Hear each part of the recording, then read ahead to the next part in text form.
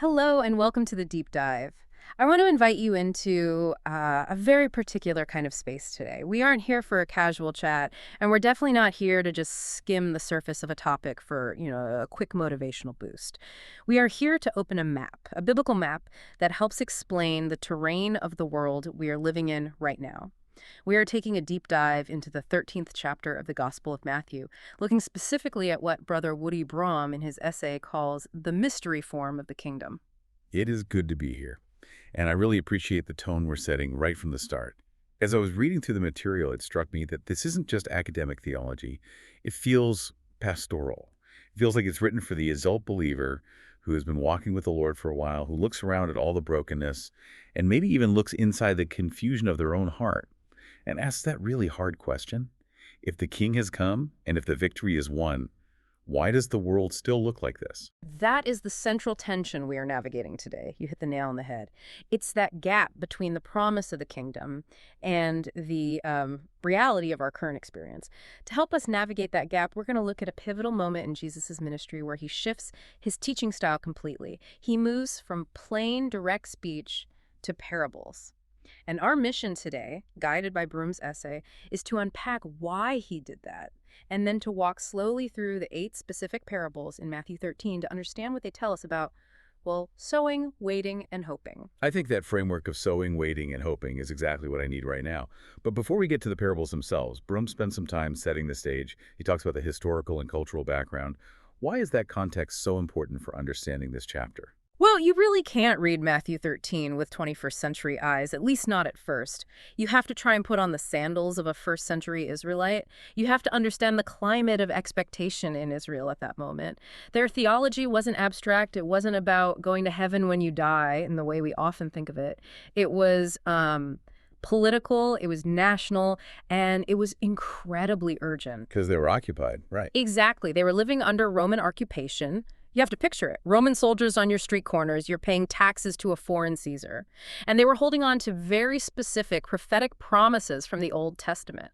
They had Micah 5.2-4 in their hearts, predicting a ruler from Bethlehem who would shepherd his flock in the strength of the Lord. They had Psalm 2 ringing in their ears. That's the psalm about the sun breaking the nations with a rod of iron.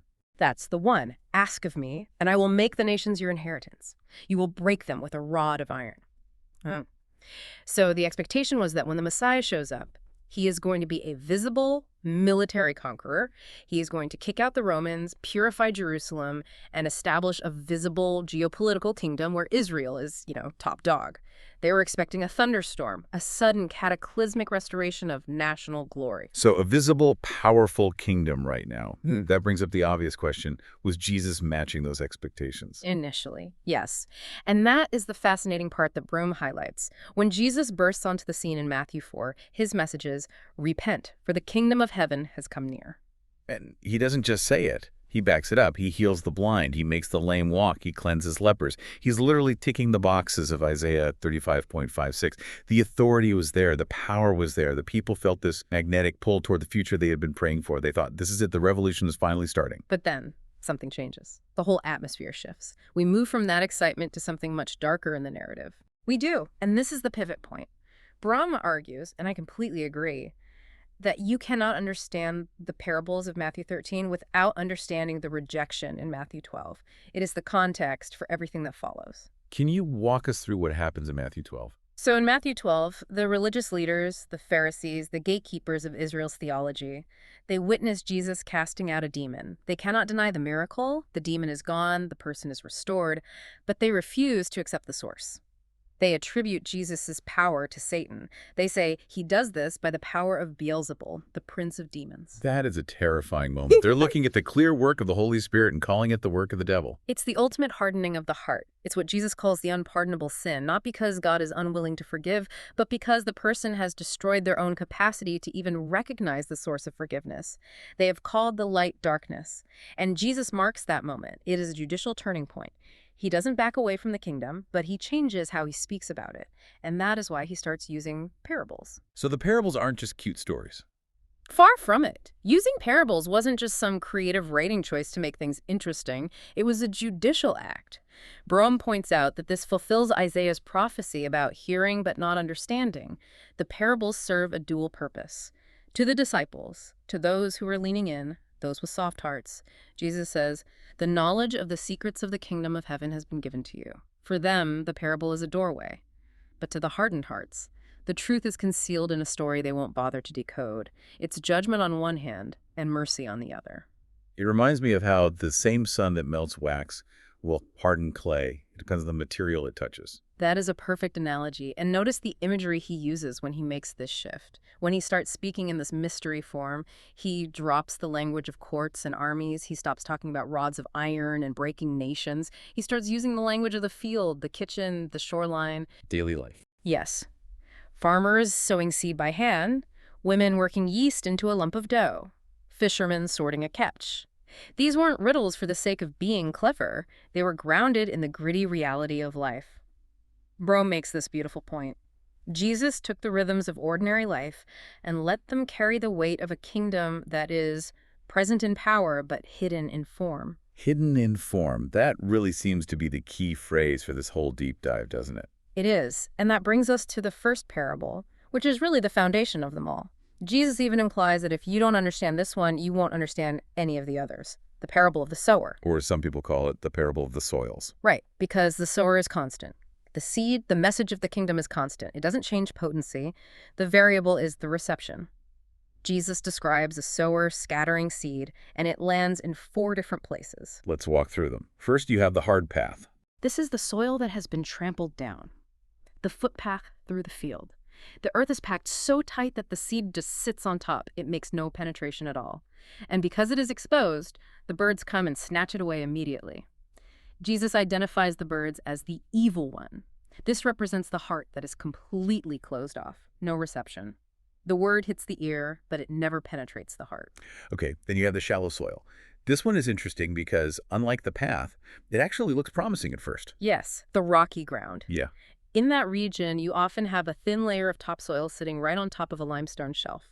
The seed gets in, and because the rock holds the heat, it shoots up incredibly fast. There's an emotional response, a flash of joy. This is it. This fixes everything. But there is no root system. The roots hit that rock and can't go deep to find moisture. As soon as the sun comes out, which Jesus says represents trouble or persecution because of the word, it withers. It just can't handle the heat. That seems to describe a purely emotional response to the gospel that hasn't really counted the cost.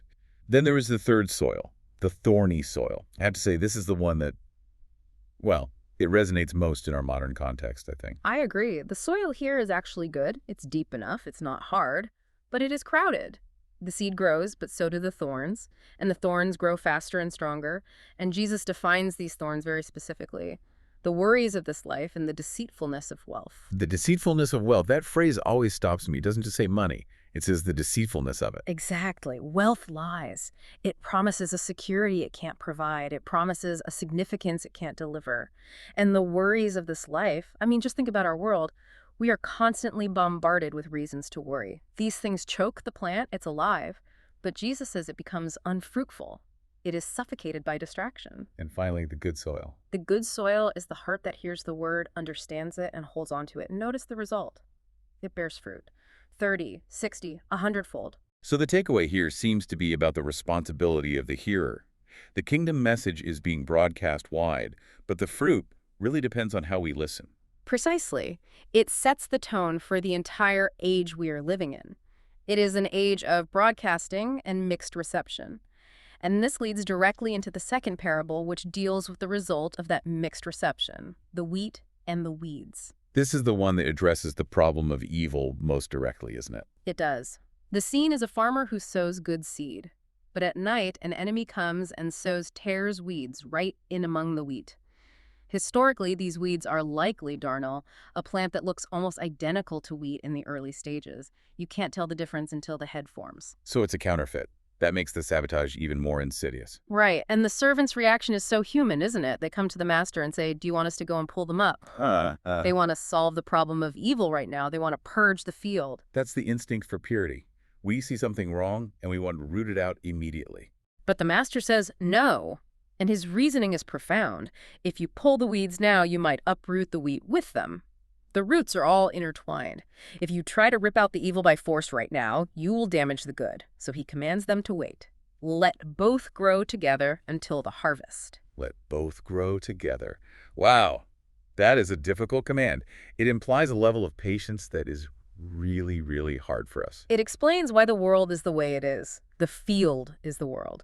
The good seed are the sons of the kingdom. The weeds are the sons of the evil one. Evil and good will coexist side by side until the end of the age and the separation. That belongs to God, specifically to the angels at the end. We, not the reapers, we are the sowers. So we have mixed reception, we have a mixed world. Surely this implies that the kingdom is weak, or that it's struggling. You would think so, wouldn't you? Which is why the next two parables are so important. The mustard seed and the leaven. They answer that very question about the kingdom's vitality. The mustard seed starts as the smallest of seeds. Tiny, insignificant, but it grows into a tree so large that birds can come and perch in its branches. This represents the external expansion of the kingdom. I mean, think about it. It starts with a rejected rabbi and 12 eclectic disciples in a backwater province of the Roman Empire. By all worldly metrics, it should have failed, but it grows to cover the earth. And the leaven. The leaven represents the internal pervasive influence. A woman hides leaven in a large amount of flour. It works quietly, you can't see it moving. But eventually, the whole batch is leavened. This counters that expectation of a sudden military takeover. The kingdom works like yeast, not like dynamite. It transforms from the inside out. Okay, moving on, we have the treasure and the pearl. These feel different. They feel more personal, more emotional. They are deeply emotional. They shift the focus from the growth of the kingdom to the value of it. In the first story, a man stumbles upon treasure hidden in a field. He hides it again. And then, and this is the key word, in his joy, he goes and sells all he has and buys that field. And the merchant looking for fine pearls does the same. He finds the one, and he sells everything to possess it. The connection is that despite the delay, despite the hiddenness, despite all the weeds, the kingdom is worth everything. But there is a Christological angle here that Brahm points out, which I find incredibly moving. What's that? We usually read this as, I am the man, and Jesus is the treasure. And that is true, but flip it. Think of Hebrews 12:2. For the joy set before him, he endured the cross, who is the one who really gave up everything he had, who sold all his glory to purchase the field. That would be Jesus. He bought the field, the world to get the treasure, which is the church. Exactly. It completely changes how you read it, doesn't it? It is not just us valuing him. It is him valuing us. It's the sheer cost of redemption. Wow. Then we come to the dragnet. This seems to circle back to the wheat and weeds theme. It does, but with a focus on the finality of the sorting. A net catches all kinds of fish, good and bad. The sorting happens only on the shore at the end of the age. The angels separate the wicked from the righteous. The emphasis here is that God is not indifferent to evil. He is just waiting for the appointed time. And finally, we have the householder. This is the conclusion. Jesus compares the disciple to a homeowner who brings out treasures new and old. We honor the Old Testament promises, the hope of Israel, the coming king, but we also bring out the new, the revelation of this mystery form, the church age. We need the full counsel of God. And yet the narrative of chapter 13 ends on such a somber note. It does. Jesus goes to his hometown, Nazareth, and it says, he did not do many miracles there because of their lack of faith. It's a stark warning. The light is available, but unbelief can limit the work in a specific place. So we've walked through the narrative. Let's maybe zoom out now and look at the theological significance. The essay defines this whole period as a mystery. But in our culture, a mystery is something you solve, like a detective novel. Right, but that isn't the biblical definition. In the New Testament, specifically in a place like Colossians 1:26, a mystery is a truth that was once hidden in God, but is now revealed. It's not a puzzle, it's a secret that has been told. And the secret is that the kingdom has arrived in power, in hearts, in the church, but not yet in political glory. It is the already and the not yet. That not yet aspect really explains the tension we feel. God allows this mixture for now. Yes, and this protects the church from trying to become a political machine that purifies the world by force. That is the Son of Man's work when he returns. The essay also mentions a dispensational distinction that basically means recognizing that God deals with people in different ways at different times. There is a distinction between Israel and the church. Israel's rejection led to what Paul calls a partial hardening. The church age is this mystery phase where the gospel goes to the nations. But the future promise remains. Israel will turn, and the visible kingdom will come. And there's also the principle of the measure you use. What's that about? That is the spiritual physics of the kingdom. Jesus says, with the measure you use, it will be measured to you. God is responsive. If you bring a thimble of interest to the word, you will get a thimble of insight. If you bring a bucket, you get a bucket. Careful hearing brings more light. Careless hearing risks losing even what you have. So we have the map, we understand the terrain. Now, how do we walk it? The essay gives us several calls to action. Let's go through them. Absolutely. This is where the rubber meets the road. Call number 1 is simple. Hear well. Whoever has ears, let them hear. We have to constantly examine our soil. Are we letting the worries of today choke the word? Active hearing involves asking for understanding and then actually practicing the word. Call number 2, keep sowing and be patient. This is for everyone who feels discouraged. Don't despair when the field looks thin or when you see seeds falling on the path. The Lord of the harvest ensures the yield. Our job is just to plant and water. Okay, call number 3, resist premature sorting. This is so vital. We are not the reapers. We have to resist that zeal without knowledge. We practice discipline within the church, of course, but we don't judge the world in that final sense or try to uproot evil by force. It balances holiness with mercy. Call number 4, treasure what God treasures. The hidden nature of the kingdom might make us value it less. We have to be like the merchant selling all, loosening our grip on lesser things like status and comfort for the kingdom. Generosity and steady service, they flow from recognizing this incredible value. And call number 5, teach old and new. Maintain a balanced theology, a love for Israel and the old promises, and a real zeal for the gospel to the nations in the new light. And finally, call number 6, endure misunderstanding. Jesus was rejected in Nazareth. We will face scoffers. We will face people who just shrug. The slow work is often the deep work. Don't lose heart. This summary really helps. So Matthew 13 is a map, not just a puzzle. It explains why the world is mixed, why the kingdom seems so slow, and why patience is actually a form of faith. Exactly. The final promise is that the harvest is sure. The Son of Man will finish his work. Brahm leaves us with this beautiful final image from verse 43. The righteous will shine like the sun in the kingdom of their Father. That is a beautiful hope to hold on to. I want to leave our listeners with the scripture itself and then just a simple blessing. Matthew 13.43 says, Then the righteous will shine like the sun in the kingdom of their Father. Whoever has ears, let them hear. So here's my blessing for you today. May you have ears to hear what the Spirit is saying. May you have the patience to wait on the Lord's timing in a world full of weeds.